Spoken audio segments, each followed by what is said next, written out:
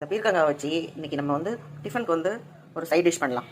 ஒரு டிஃப்ரெண்ட்டான ஒரு சைட் டிஷ் பண்ணலாம். ஆனால் நல்லாயிருக்கும். டிஃபன் இட்லி, தோசை, சப்பாத்தி எல்லாத்துக்குமே நல்லாயிருக்கும். அதுக்கு தேவையான பொருள் வந்து இதை எடுத்து வச்சுருக்கேன். இது ஒரு 1/4 கிலோ. இதுக்கு 2 தக்காளி, சின்னதாக ஒரு 2, 3, 4, 5 வெங்காயம் எடுத்து வச்சுருக்கேன். பச்சை மிளகா. இதுக்கு மேலே தாளிக்கும் போது என்னென்ன போடுறேன்றதை காமிக்கிறேன். ரெடி பண்ணிவிட்டு வந்துட்டு பார்க்கலாம். என்ன பண்ண போகிறேன்? நான் வந்து இட்லிக்கு வந்து ஒரு சைட் டிஷ். இட்லிக்கு ஒரு சைட் டிஷ் சும்மா பீர்க்கங்காய் இருந்தது, அதை வச்சு கொஞ்சம் ஏதாவது ஒரு டிஃப்ரெண்ட்டாக பண்ணலாமேன்னு சொல்லிட்டு. அது கொஸ்து மாதிரி இருக்கும். நம்ம சிதம்பரம் கொஸ்து கத்திரிக்காய் போட்டு பண்ணுவோம்ல, அது மாதிரி ஒரு கொஸ்து பண்ணுவோம். கொஸ்து நம்ம வந்து இதெல்லாம் எல்லாமே பச்சையாகவே போட்டுருவோம்.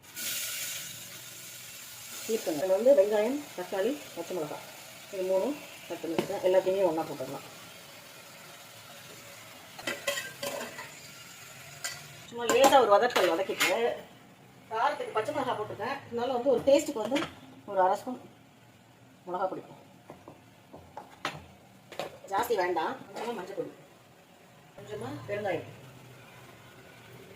தேவையான அளவுக்கு உப்பு பார்த்துட்டு அப்புறமா நம்ம கூட பண்ணிக்கலாம். இப்போதைக்கு இது போட்டோம். தண்ணி குக்கர் வந்து 2 விசில் வரட்டும். அதுக்கப்புறம் நம்ம பார்க்கலாம்.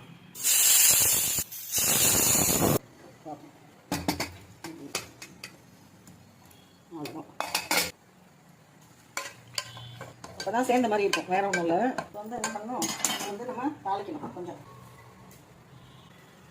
எடுத்து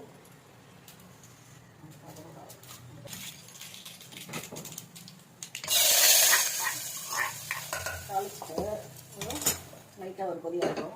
இப்போ இந்த டைத்தில் நம்ம உப்பு பார்த்துட்டு வேணும்னா போட்டுக்கலாம். அப்புறம் இது வந்து இதோட விட்டுடலாம். இல்லாட்டி வந்து நம்ம வந்து இந்த தனியா பொடி பண்ணி வச்சுருக்கோம் இல்லையா, அந்த புளியோதரைக்கு சாம்பார் மேல் பொடிக்கலாம்.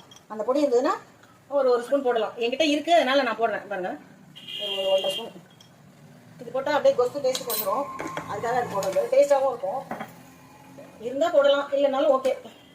இப்போ ஸ்டவ் ஆஃப் பண்ணிக்கிறேன். கருவேப்பிலை போட்டால் நல்லாயிருக்கும். கருவேப்பிலை இப்போ என்கிட்ட இல்லை, அதனால் நான் ஸ்டவ்வை நிறுத்திக்கிறேன். அவ்வளோதான்.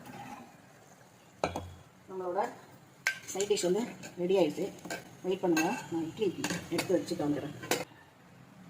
இட்லியும் சூடாக இருக்குது, பார்த்துக்கலாம்.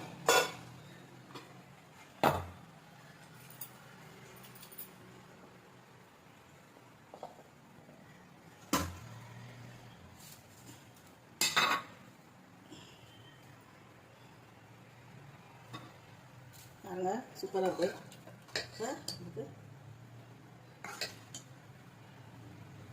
நான் கொண்டு போய் எங்கள் மாமாட்ட கொடுத்துட்டு வரேன்.